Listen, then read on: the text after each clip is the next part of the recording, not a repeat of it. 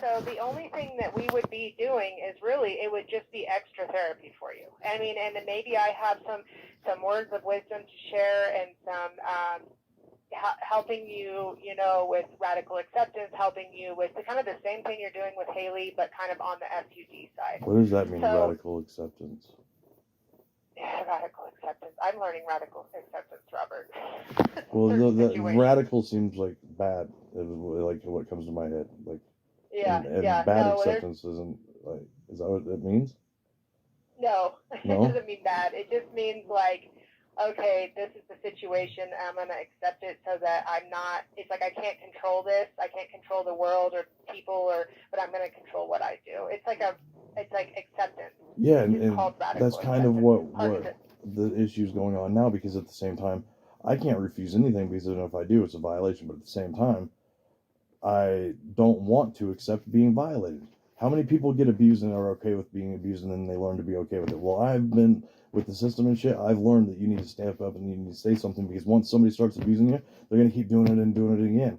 And what I feel she's doing is abuse. She's saying she has nothing to do with this new case. But even today, talking to my counselor, it's wrote in my conditions of release of the new crime that my PO has say so over certain things. Does my PO know that? No. Does it? But yet at the same time, it's because why? It's something is not making sense, and until it makes sense to me or it's logical, then I have to be leery and worrisome or on guard, because something is stewing, and that's just, it's not paranoia, it's protecting yourself. Yeah, I understand that, and our goal is to advocate for you. Okay, that's our goal here. We're not probation. Our goal is to help you in the areas that you need. And I even asked her. I even said, yes, I want a hearing. Because why? If I would have went to a hearing, I was going to ask the judge to be released from probation, because this is too much bullshit, because she misses more appointments than I do. Out of the 8 appointments we've had, she's missed 5 of them or 6 of them. Okay. When I did my evaluation for my assessment, she said, go directly over and report afterwards. Okay? Does she know how long evaluation is? No. She first told me at noon. My appointment for evaluation was at 12:30. I got out of there like 2:50, 2:55, went directly over there. She wasn't there and the door was locked. You know what happened that day? She showed up at my house with a supervisor and 2 sheriffs in bulletproof vests saying, oh, well, Robert, we have a problem. You missed your appointment today. You didn't show up. No, ma'am. Why don't you look on your caller ID, because I called you at 3:03 p.m. and you didn't answer the phone because there was nobody at that office. Oh, okay. Well, I guess we're just here for a home visit then.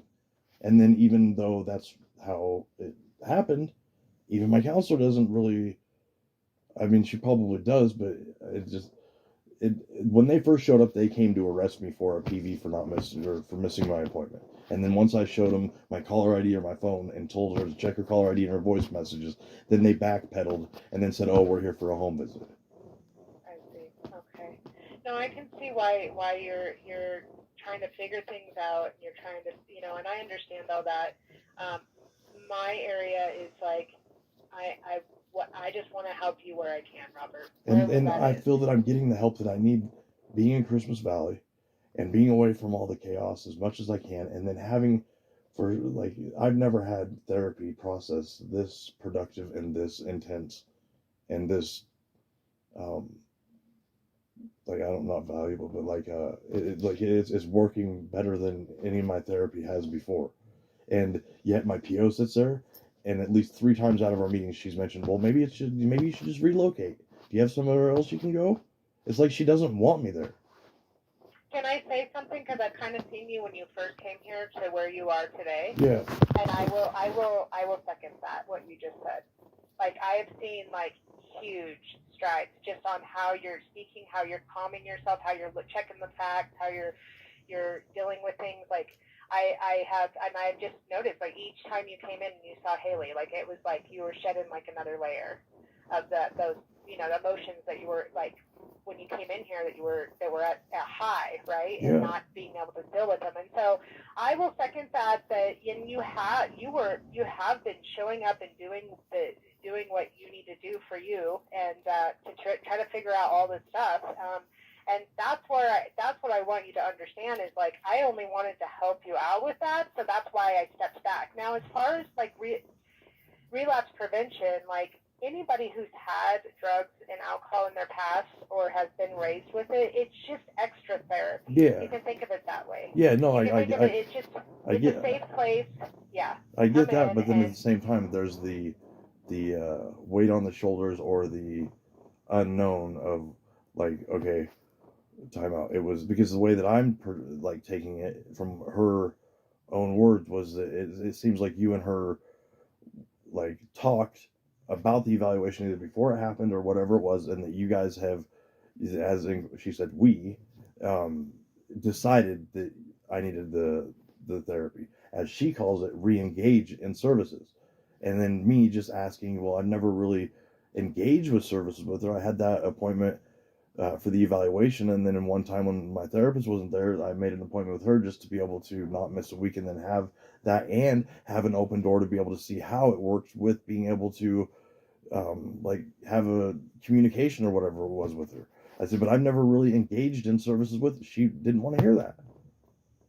I do not tell her any information on the assessment, so there's no we. I don't. The probation is totally, completely different. I had stated to her that I believe it's more harmful for you to start working through SUD stuff right at this time. I didn't tell her if you had a problem, or I didn't say anything like that. And then the other thing that she said was because of your behavior. Because first it was, no, we're not doing a sanction, but we're going to do an intervention. And I was like, what's that mean? And then she explained it to me. And I said, no, I want a hearing then. And she goes, well, Robert, your behavior's been... And then I just that's when I kind of shut down. You know what I'm saying? And then she got to the point to where she was like, look at me, Robert. Look at me. And I was like, no, there was no reason for you to raise your voice. And she goes, look at me. Because she hears the autistic, that I'm being tested for autism. So what's that? Eye contact. Well, when I'm pissed off and I'm trying to defocus, I don't want to look at somebody that just raised their voice at me because they're trying to show authority for no reason. And that makes, you know what I'm saying? And then it got into the whole, yeah. But yet, this is what she wants, and I have no choice to do it, but I don't know exactly what it is that she wants. So that's why you're calling me. If that makes sense. I got you. So really what it is you're going to come in here, you're going to be as honest as you can. We're going to do another assessment. Probably most of it's going to be already what you told me. And then as far as like providing you a service to do, and I know you say you don't want the relapse prevention, like you're doing it, and because you're staying off the methamphetamines, right? Yeah, there hasn't been, yeah. But the thing is that the part of being involved with alcohol and drug, if there becomes a sanction or something like that they bring before the courts they're not gonna, like, Lake County obviously doesn't believe what the rules are with marijuana and probation. Like, I can't even walk into a bar right now. Like, I like, literally, it's a restriction. I can't go to no establishment that's primary sole purpose is alcohol. Everything that they signed was basically a way to have the alcohol and drug part added to my probation, and then they're just going to dismiss the criminal charges. That's not okay, because this is all where it stems from. And then on top of that, the officer himself started backpedaling. He told me that he gave the meds and the meth, that the actual paramedic is the one that found the meth in the bottle. I was like, no, sir, when you arrested me in the store, you just told me that you found 3 grams of meth in my pill bottle. I said, so how is it that so where's my property receipt that you took something from my house? No, you misunderstood what I said. I said that I gave the paramedics your meds, and they were supposed to give those to you when you got out of the hospital. I said, sir, I never went to the hospital with no meds. There was no meds provided to the hospital. All I had when I got out of the hospital was about 4 or 5 pieces of paper. And then I followed through with every recommendation of that. And on top of that, the toxicologies were done. Everything was done. And I'm on a pain contract. So if I was under any influence whatsoever, my doctor would have been notified, and I would have been taken off my meds. And then that's where, talking to my counselor today, she got kind of confused because it doesn't really actually say in the report, but I guess I refused a UA. You know, and I don't even remember being asked to take a UA, but I just assumed that them taking blood was, you know, I'm like, yeah. Do you think that UAs will help, like, actually prove the point? No, I will straight from this point on. I will be straight up defiant. I will wait until I go to a hearing in Jefferson County and talk to the judge, because it's got to the point to where I'm feeling like I'm being bullied and I feel like I'm being violated, straight up. Because even down to this, I really don't want you. I don't want you to feel that way, and I don't want to add to that at all. So well, I mean, I'm going to say still, like, as far as what this is now your choice, and if you as far as working out what you need to do to go against this charge and stuff, but with like the first assessment, like I didn't UA you, but usually that's what I do with assessments is I UA. And I didn't because, and I'll tell you, Robert, you have to remember I am new, and you were like one of my first assessments I had ever done. So, so I've been trying to figure out, okay, how do we do it, right? Well, yes, we do UA, and then I do random UAs with each client. So that is policy here. So that would be something if you did services, that would be what and you would that's do what here. my concern was at the beginning, because when you sign that paperwork for that packet even very, I say it wrong every time, specifically, yes, it says very clearly about the marijuana. It's wrote in there exactly about that. So if there's something on paper that I already signed, it's already signed right now. So technically, I could be, but and we would have to get rid of that, because I know that that's not your case. I made sure of that the marijuana is not. But do you get what I'm saying? It's not what you know; it's what you can prove in court. You know what I'm saying? Sure, that's I get that. And that's what I have to. What, as my pops used to tell me, COYA, cover your own ass. That's all you have to worry about. Okay. And that's where I'm worried. But yet at the same time, even you saying that you're going to leave it up to me, I don't know what to do at this point, because I was just told to re-engage in services, and yet she's putting it as we, as in you and her, have already decided that I needed the treatment or whatever it was. So I'm kind of confused on what it is that I need to do to not be in trouble. Yeah. Okay. So the step one would be an assessment, and the step two would be we are definitely not going to have you sign. We are going to get rid of that signature about the marijuana policy here. You can reject that. So the one that you did sign, we can avoid that. So I'm going to double check on that, because that would be, so right? Okay. Yeah. Well, I thought that they did before because I was worried about that at the beginning, and I was told that they did double check on it, and then that wasn't going to become an issue. But that was before the PO was pushing. Yeah. Yeah. No. I mean, and I don't know if you know what the ORS code or the criminal code for dangerous drugs is. But if you should just look it up. It has to do with prescription drugs. It has nothing to do with fucking methamphetamine, cocaine, heroin, or LSD. Okay. You know what I'm saying? Okay. So that's where I know right there. And then on top of that, to know that there wasn't even a verification or a confirmation from dispatch before they even transported me all the way there. And even my attorney doesn't even have any records of a felony warrant for my arrest. But that's what they put out for me. You know what I'm saying? Like, and So these are all these details that you have a lawyer. Yeah, and the only thing that he represents me in is the misdemeanor that I was arraigned on. So I was lodged and arrested on a warrant for the dangerous drugs. Within 12 hours, I was before the judge and being charged formally with a misdemeanor possession charge. But at the same time, that same DA was the one that signed, allegedly, the warrant for the felony dangerous drugs. Okay. So it sounds like a lot of just pieces that you haven't figured out. And so what I want is to see you out of jail and out of trouble.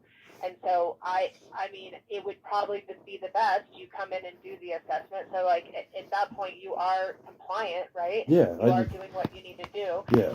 I will make sure about the marijuana policy, and we'll look at that, and with the receptionist. Actually, I will call even my director to make sure that that's not something that we can void that from the time before. Okay.